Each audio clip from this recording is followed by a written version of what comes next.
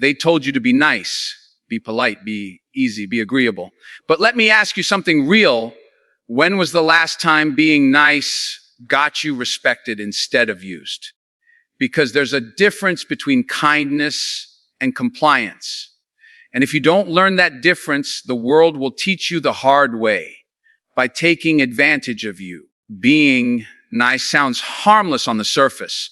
It sounds like kindness, generosity, and emotional intelligence. But in reality, a lot of what people call nice is not kindness at all. It is avoidance. It is the inability to say no. It is the fear of disappointing others. And over time, that fear quietly turns into a pattern where your boundaries stop existing, not because someone forced them away, but because you stop defending them. You don't notice it happening at first. It begins with small compromises, small moments where you choose peace over truth, and slowly those moments stack up until you realize you are living a life designed more for others' comfort than your own clarity. The problem is not kindness itself. True kindness is strong. It is intentional. It knows when to give and when to hold back. But weak boundaries disguised as niceness are different. They come from the desire to be accepted, to be liked, to avoid conflict at any cost. And when you operate from that place, you begin to teach people how to treat you. Not through what you say, but through what you allow. Every time you say yes when you mean no, every time you stay silent when something bothers you, every time you stretch yourself beyond your limit to avoid discomfort, you are not being kind. You are erasing your own line of respect. Eventually, people begin to respond to your availability instead of your values. They don't ask, they assume. They don't respect your time, they consume it. And the most dangerous part is that they are not always doing it maliciously. Often, they are simply reacting to the standard you have set, because when your boundaries are unclear, people will naturally fill in the gaps. They will take the space you don't protect. That is not a reflection of their character alone. It is a reflection of your consistency in enforcing your limits. And somewhere in that process, resentment starts to build inside you. You start feeling tired without knowing why. You start feeling overlooked even though you are constantly showing up. You start feeling unappreciated while continuing to give more. But the truth is, resentment is often a signal that your boundaries have been repeatedly ignored by others and by you. You cannot expect respect from others when you are consistently abandoning your own needs in order to appear agreeable. Life begins to feel heavy not because you are doing too much, but because you are doing too much without structure. The shift begins when you understand that boundaries are not walls built to keep people out. They are filters that define how people are allowed to access you. A strong person is not someone who gives everything to everyone. A strong person is someone who knows exactly where to draw the line and is willing to disappoint people in order to stay aligned with themselves. That kind of strength is uncomfortable at first, especially if you are used to being the person who always says yes. But discomfort is not a sign you are doing something wrong. It is often a sign you are finally doing something differently. When you start practicing real boundaries, you will notice something important. The right people adjust and the wrong people resist. Those who value you will respect your limits, even if they have to adapt. Those who benefited from your lack of boundaries will call you difficult, selfish, or changed. But that reaction is not a warning. It is a filter. Because clarity in boundaries does not push the right people away. It simply stops you from being accessible to everyone without discrimination. And that is where real respect begins to form, not from being endlessly available, but from being consistently defined. Clarity is one of the most underestimated forms of strength. People often think that to be respected, they must be agreeable, flexible, and easygoing in every situation. But in reality, constant agreement doesn't create respect. It creates predictability without authority. When you always say yes, always adjust, always soften your opinion just to keep harmony, people stop seeing you as someone with a position. They start seeing you as someone who adapts to theirs. And over time, adaptation gets mistaken for absence of backbone. Clarity, on the other hand, changes the entire dynamic. When you are clear about what you believe, what you will accept, and what you will not tolerate, people may not always agree with you, but they will understand you. And understanding is the foundation of respect. Even in disagreement, people respect someone who is consistent because clarity removes confusion. It sets a standard. It tells others without emotional noise or hesitation where you stand. And in a world full of ambiguity and mixed signals, that kind of directness becomes rare and valuable. The mistake many people make is thinking that disagreement leads to conflict and conflict leads to rejection. So they soften everything. They dilute their opinions.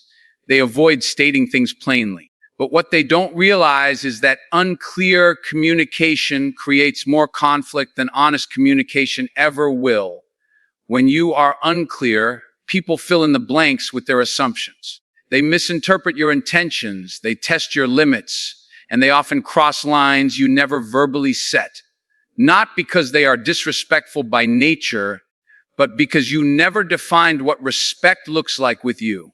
Clarity does not mean aggression. It does not mean being loud or dominant in every conversation. It simply means being precise.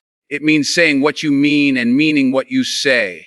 It means not hiding behind vague language to avoid discomfort. And when you operate with that level of precision, something shifts in how people respond to you. They may not always like your answer, but they begin to take your words seriously. Because your communication carries weight, it is not flexible in a way that can be easily reshaped by others' expectations. There is also a hidden cost to constant agreement that most people don't recognize until much later. When you are always adjusting your stance to match others, you slowly lose your own internal reference point. You stop trusting your own judgment because you are constantly outsourcing it to maintain peace. And without realizing it, you begin to drift away from your own identity. You become fluent in what others want to hear, but unfamiliar with what you actually think. That is not connection. That is self-erasure disguised as cooperation. Clarity brings you back to yourself. It forces you to define your thoughts before you present them. It requires you to sit with discomfort long enough to form an honest position. And yes, that process can create tension in relationships that were built on convenience rather than truth. But it also filters your environment. It reveals who values honesty over comfort. It exposes who respects you as a person with thoughts of your own, not just someone who echoes theirs. And in that process, your relationships become more real, even if they become fewer. Ultimately, people may forget moments where you agreed with them, but they rarely forget the moments where you stood firm and spoke with clarity. Because clarity creates a reference point in their mind about who you are. It makes you memorable, not because you were easy, but because you were real.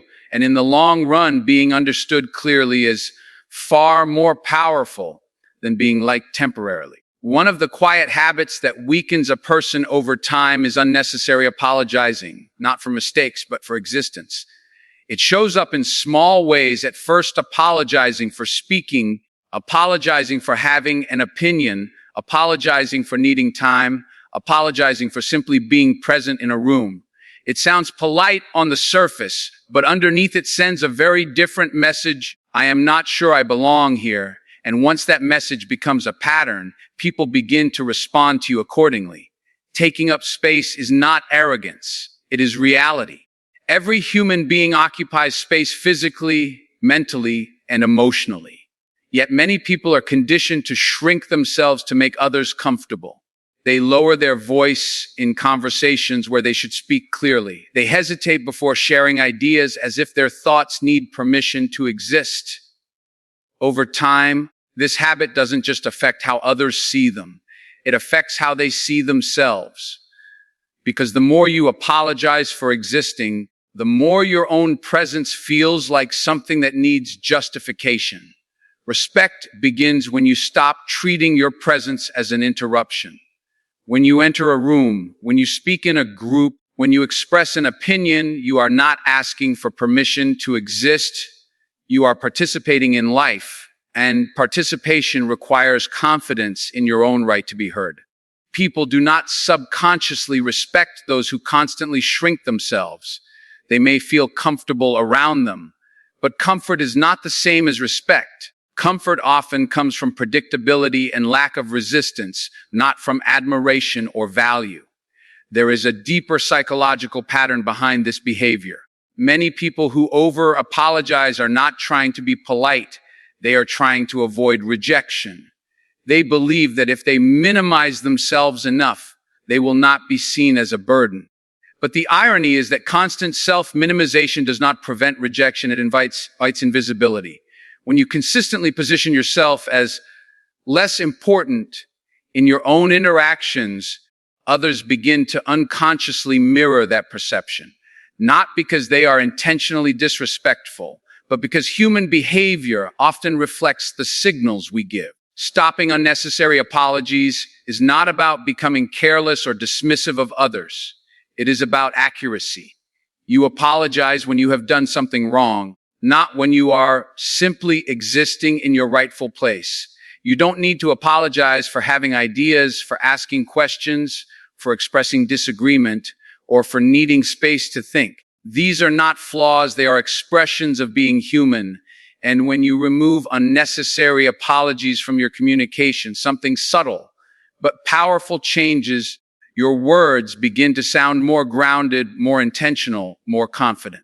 Taking up space also means allowing yourself to be seen without constantly filtering your presence through the lens of others' comfort.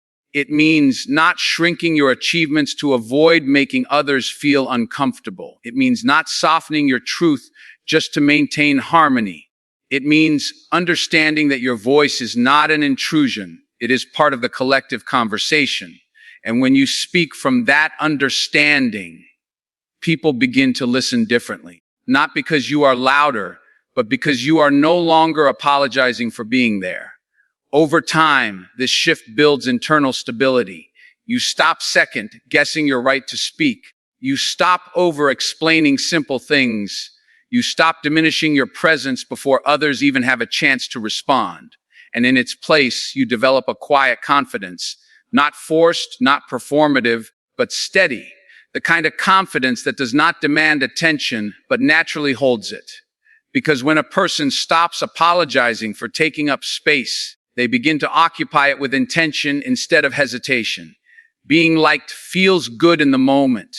It gives you quick validation, a sense of acceptance, and the comfort of knowing people are not upset with you. But likability is fragile. It shifts with mood, convenience, and circumstance. One day you are the nice person everyone enjoys, and the next day you are forgotten when you stop being useful or agreeable. That is the nature of being liked without depth. It is emotional, not structural. It does not guarantee stability in relationships, influence in conversations, or strength in your personal identity. Respect, however, operates on a completely different level. Respect is not based on how easy you are to deal with. It is based on how clear, consistent, and grounded you are under pressure. People may not always like what you say, but when they respect you, they consider it. They may disagree with you, but they don't dismiss you. That difference is critical, because in life, it is not the people who are liked the most who shape outcomes. It is the people who are respected enough to be taken seriously, even in disagreement. The pursuit of being liked often leads to self-editing. You start filtering your opinions so they don't offend anyone. You soften your truth so it sounds more acceptable. You avoid difficult conversations to maintain peace. And slowly, without noticing it, you begin to lose authenticity. You become more focused on managing perception than expressing truth. But the cost of constant approval seeking is identity erosion. You become adaptable to everyone except yourself. And eventually, you realize that being liked by many people does not mean being understood by any of them. Respect is built differently. It comes from consistency over time. It comes from showing up the same way in different situations. It comes from having principles that do not change based on who is in the room, when people know what to expect from you, not in a predictable, dull sense, but in a stable, grounded sense. They begin to trust your presence. And trust is the foundation of respect. Without trust, likability is just surface level approval that can disappear as quickly as it formed. Another important truth is that respect often requires discomfort. You cannot be respected by everyone while also being comfortable with everyone. There will be moments where you have to say things that are not convenient for others to hear. There will be situations where you have to choose honesty over approval. And in those moments, you will lose some people's immediate liking of you. But what you gain in return is far more valuable. Clarity in how you are perceived and strength in how you perceive yourself. People who prioritize being liked often avoid friction at all costs. But friction is not always negative. It is often where truth is revealed. Without friction, there is no testing of boundaries, no defining of values, no clarity of position. A life without any disagreement may feel peaceful, but it is often shallow, because real respect is not formed in comfort. It is formed in moments where the disagreement is handled with integrity instead of fear. Over time, the difference becomes clear. Those who chase being liked often feel emotionally exhausted, constantly adjusting themselves to maintain approval. Those who prioritize respect may experience moments of tension, but they gain something deeper: stability in their identity. They are not shaken by shifting opinions because they are not built on shifting approval. And that stability becomes a quiet form of strength that others eventually recognize, even if they initially resisted it. One of the hardest lessons to learn in life is that your time, energy, attention, and emotional presence are not public property. Yet many people live as if they are. They make themselves constantly available, constantly reachable, constantly open, thinking that accessibility equals goodness. But unlimited access is not a sign of value. It is often a sign of a lack of boundaries. When you give everyone unrestricted access to you, you are not being generous. You are being unfiltered. And over time, that lack of filtering begins to drain you in ways you don't immediately notice. Access should always be intentional, not automatic. Not everyone deserves the same level of proximity to your thoughts, your emotions, or your life. Some people are present for a season, not a lifetime. Some people are observers, not participants.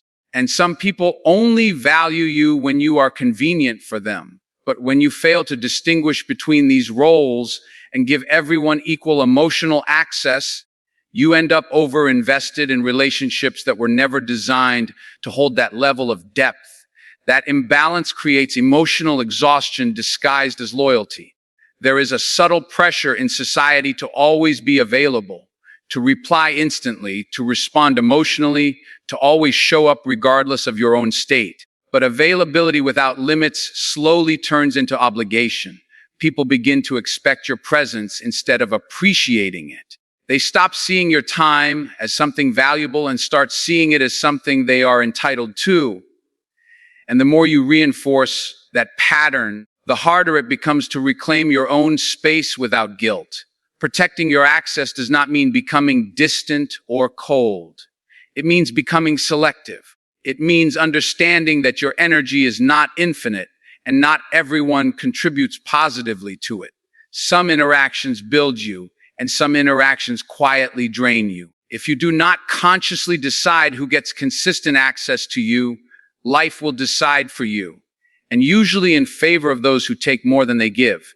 Selectivity is not selfishness, it is structure. And structure is what allows you to sustain meaningful relationships without losing yourself in the process. There is also a psychological shift that happens when you stop giving automatic access to everyone. You begin to notice patterns more clearly. You see who respects your time and who consumes it without consideration. You see who values your presence and who only notices you when they need something. And with that awareness comes a natural rebalancing of your relationships. not through confrontation, but through adjustment. You stop overextending where it is not reciprocated, and you begin investing where there is mutual respect. This shift often creates resistance from others, especially from those who benefited from your lack of boundaries. When you become less available, they may interpret it as distance or change. But what has actually changed is not your care, it is your standard. And standards always feel uncomfortable to those who benefited from their absence. That discomfort is not a sign you are doing something wrong. It is a sign that the dynamic is being corrected.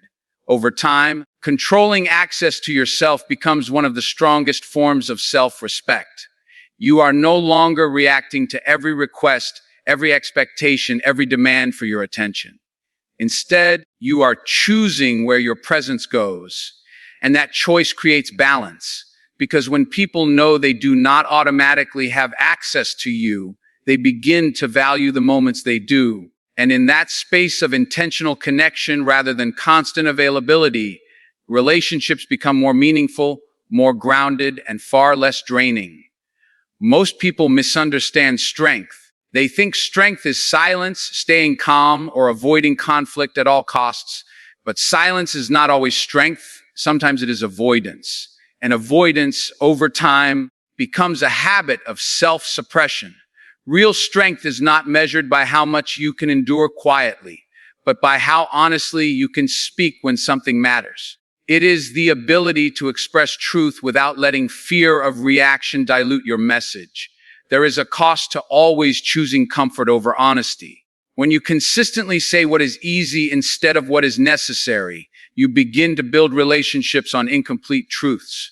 People only know the version of you that is filtered, softened, or strategically edited. And while that may keep things smooth on the surface, it prevents real understanding underneath. Because connection built on avoidance is not connection. It is maintenance. And maintenance always requires energy to sustain what was never fully honest to begin with. Speaking what needs to be said requires courage, especially in moments where silence would be easier. It means addressing issues instead of hoping they disappear. It means expressing disagreement without dressing it up in excessive politeness just to avoid discomfort. It means being willing to sit in the tension that follows honesty instead of escaping into temporary peace. That tension is uncomfortable, but it is also clarifying. It reveals what is real and what is only tolerated. People often confuse honesty with harshness, but they are not the same. Honesty is clarity without distortion. Harshness is unnecessary aggression. You can be direct without being disrespectful. You can be firm without being cruel.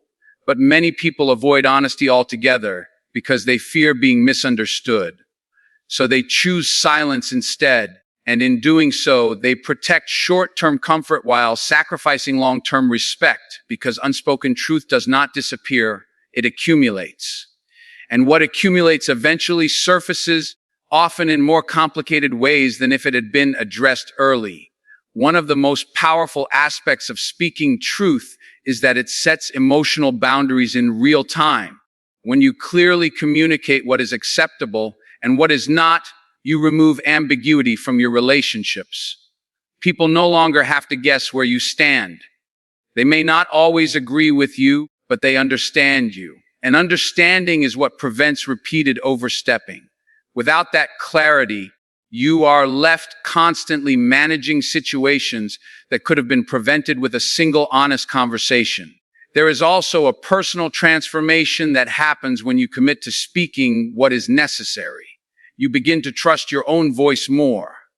You stop second-guessing your perceptions. You stop internalizing every reaction as a reason to retract your truth. Instead, you begin to see discomfort as part of honesty, not as a warning sign to retreat.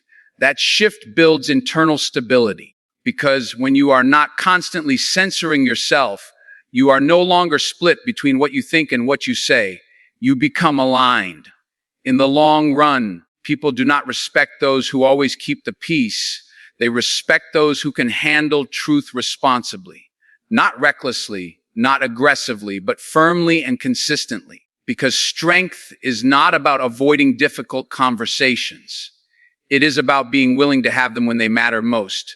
And in a world where many choose silence to stay comfortable, the ability to speak what needs to be said becomes one of the clearest markers of real strength. In the end, life doesn't reward the people who are easiest to deal with.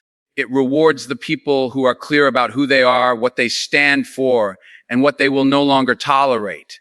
Because being nice without boundaries will drain you. Being agreeable without clarity will erase you. And being available without limits will devalue you. But when you choose truth over approval, respect over popularity, and boundaries over guilt, you don't become harder to love, you become harder to misuse. And that is where real strength begins.